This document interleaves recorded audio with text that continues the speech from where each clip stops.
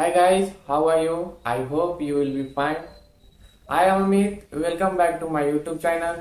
You are watching Jamin's English. I said in last video that I will be come with new video. That video would be how to start English, how to speak English. One more thing, now I gonna speak in Hindi because of everyone can't understand English. That's why I will have to speak in Hindi.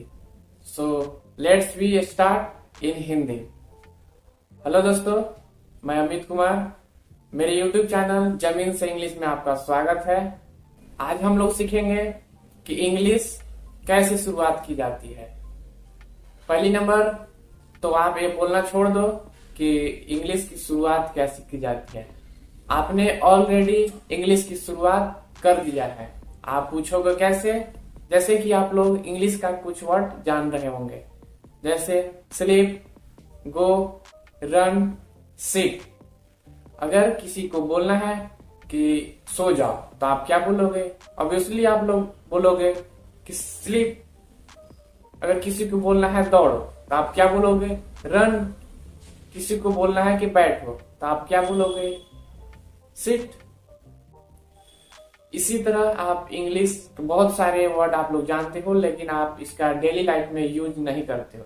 मैंने पहले ही एक बात बता दिया था कि अगर English आप बोलना चाहते हो तो आपको इंग्लिश में रोज कुछ ना कुछ बोलना पड़ेगा, चाहे आपको पूरा सेंटेंस आता हो या ना आता हो, लेकिन कुछ वर्ड इंग्लिश में बोलना ही पड़ेगा। तो आज इस वीडियो में हम लोग सीखेंगे कि दिस, दैट, दिस, दोज का उपयोग कहाँ होता है। बहुत से लोगों को इस दिस, दैट, दिस, दोज में बहुत कंफ्यूजन होती है। तो चलिए इस कंफ्यूजन को आज दूर करते हैं। वीडियो में अंत तक बने रहें। मान लीजिए राम एक लड़का है और आपके पास खड़ा है, तो आप उसे क्या बोलोगे? यह राम है या ये राम है?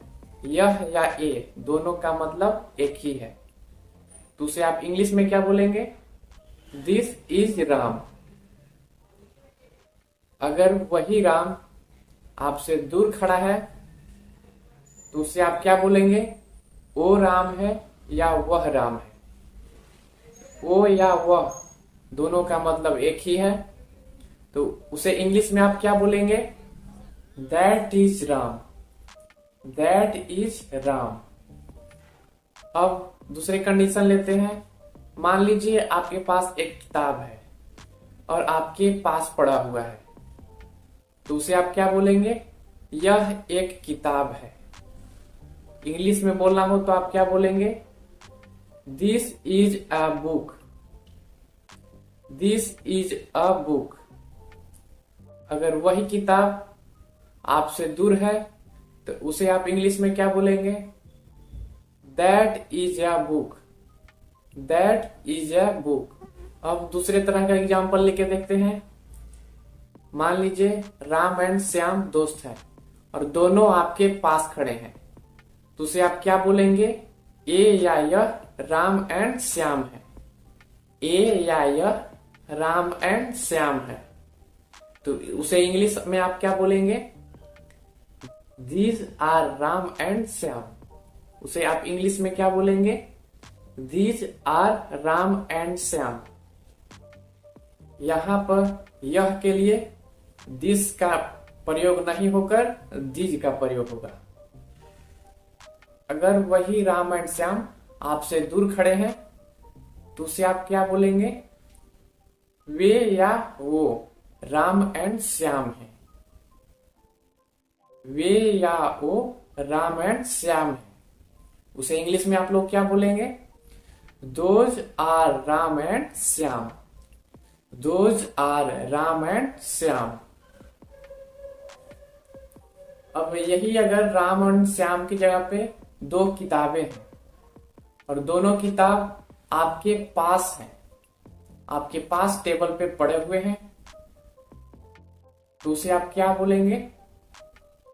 ए या यह किताबें हैं। ए या यह किताबें हैं, तो उसे इंग्लिश में आप लोग क्या बोलेंगे? These are books. These are books. अगर वही किताबें, अगर वही दोनों किताबें आपसे दूर टेबल पर पड़ी हुई है तो उसे आप क्या बोलेंगे? वो या वह किताबें हैं। वो या वह किताबें हैं। तो उसे इंग्लिश में आप लोग क्या बोलेंगे? Those are books. Those are books. आपने अभी तक क्या सीखा? आपने सीखा कोई चीज अकेला है और आपके पास है तो उस समय यूज करेंगे दिस। कोई चीज अकेला है और आपसे दूर है तो उस समय आप क्या यूज करेंगे? दैट। अगर एक से ज्यादा चीज है और आपके पास है तो उस समय आप क्या यूज करेंगे? दिस। अगर एक से ज्यादा है और आपसे दूर है तो उस समय क्या यूज करेंगे? दोज।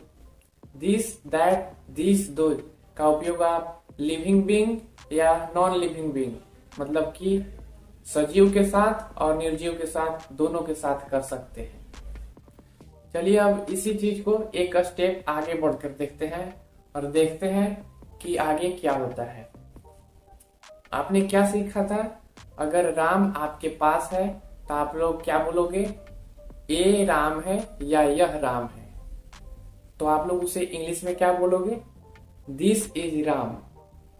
अब यहाँ पे बात आती है कि दिस इज राम के अलावा और कितने तरीके हैं इसके बोलने का। तो देखिए, दिस इज राम के अलावा और हो सकता है he is Ram. He is Ram. और क्या हो सकता है? और क्या बोल सकते हैं? तो हम बोल सकते हैं it is Ram. It is Ram. अब यहाँ पे बहुत लोगों का दिमाग घूम गया होगा। वो कैसे? वो सोच रहे होंगे कि यहाँ पे इट का प्रयोग कैसे होगा। इट का प्रयोग तो नॉन लिविंग बीइंग अर्थात निर्जीव के लिए होता है। तो मैं आपको बता दूं कि अब मॉडर्न इंग्लिश में इट का प्रयोग लिविंग बीइंग और नॉन लिविंग बीइंग दोनों के लिए प्रयोग होता है। आप इट का प्रयोग लिविंग बीइंग के लिए भी यूज कर सकते हैं।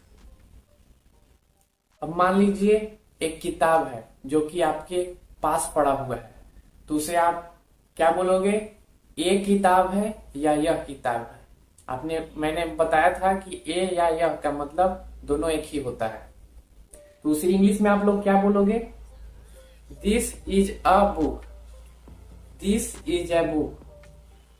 दिस इज ए बुक के अलावा और कितने प्रकार से बोल सकते हैं इसको? आप लोग बोलोगे ही इज अ बुक। लेकिन ही इज अ बुक यहाँ पे गलत हो जाएगा क्योंकि ही का यूज लिविंग बीइंग के लिए होता है। यहाँ पे किताब नॉन लिविंग बीइंग है इसलिए यहाँ पे ही का यूज नहीं होगा। लेकिन यहाँ पे हम लोग इट का प्रयोग कर सकते हैं। जैसे it is a book. It is a book इसका मतलब हुआ ये या यह एक किताब है। आपने यहाँ देखा दिस का प्रयोग नॉन लिविंग और लिविंग दोनों के साथ हुआ। इट का प्रयोग लिविंग और नॉन लिविंग के साथ प्रयोग हुआ। लेकिन ही का प्रयोग सिर्फ लिविंग बीइंग के साथ प्रयोग होगा न कि नॉन लिविंग बीइंग के साथ। अगर मान लीजिए राम ना होकर कोई लड़की होती तो उसके लिए ही का प्रयोग ना होकर सी का प्रयोग होता। अब मान लीजिए राम एंड श्याम आपके पास है तो उसे आप क्या बोलेंगे? ये या यह राम एंड श्याम है तो उसे इंग्लिश में आप लोग क्या बोलेंगे? These are Ram and Shyam. और उसे क्या बोल सकते हैं? उसे हम लोग दे का प्रयोग करके भी बना सकते हैं। जैसे कि हम लोग बना सकते हैं they are Ram and Shyam. आप लोग बोलोगे दे का प्रयोग तो वो या वह के लिए होता है। लेकिन आप लोग मान लो अपने दो फ्रेंड को स्कूल में एडमिशन कराने ले गए तो आप लोग अपने टीचर से उन लोगों को इंट्रोड्यूस कैसे कराओगे? बोलोगे these are Ram and Shyam. और आप ये भी बोल सकते हो कि they are Ram and Shyam. आप किसी के सामने खड़े हैं और आप लोग के सामने दो किताबें पड़ी हुई हैं तो आपको उनसे कहना होगा कि ये किताबें हैं, ये किताबें हैं। तो आप उस समय क्या बोलोगे? These are books. या आप ये भी बोल सकते हो दे आर बुक्स। अब मान लीजिए वही दोनों किताबें आपसे दूर पड़ी हुई है, तो आप लोग उस समय क्या बोलोगे? वो किताबें है या वह किताबें है। उसको इंग्लिश में आप लोग क्या बोलेंगे? तो आप लोग उसे इंग्लिश में क्या बोलेंगे? Those are books. लेकिन आप लोग यहाँ दे का प्रयोग भी कर सकते हो। आप लोग उसे बोल सकते हो दे आर बुक्स। मुझे यह उम्मीद है कि आप लोग को यह डिफरेंस पता चल गया होगा कि कहाँ दिस का प्रयोग होता है, कहाँ दैट का प्रयोग होता है, कहाँ दीज का प्रयोग होता है और कहाँ दोज का प्रयोग होता है। ये सारी डिफरेंस आप लोग को क्लियर हो गई होगी।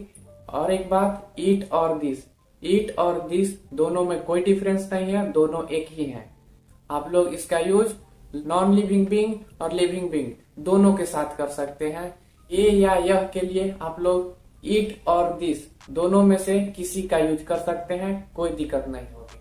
आपको यह भी पता चल गया कि दैट का प्रयोग लिविंग और नॉन लिविंग बीइंग दोनों के साथ प्रयोग कर सकते हैं, लेकिन ही का प्रयोग सिर्फ लिविंग बीइंग अर्थात सजीव के लिए सिर्फ प्रयोग करते हैं, नॉन लिविंग के लिए नहीं करते हैं। अगर ये वीडियो आपको पसंद आया हो तो लाइक जरूर करिएगा और इस वीडियो को शेयर जरूर करिएगा, ताकि उन स्टूडेंट के पास ये वीडियो पहुंच पाए जो इंग्लिश अभी बोलना स्टार्ट किए हैं। तब तक के लिए टिल देन कीप लर्निंग।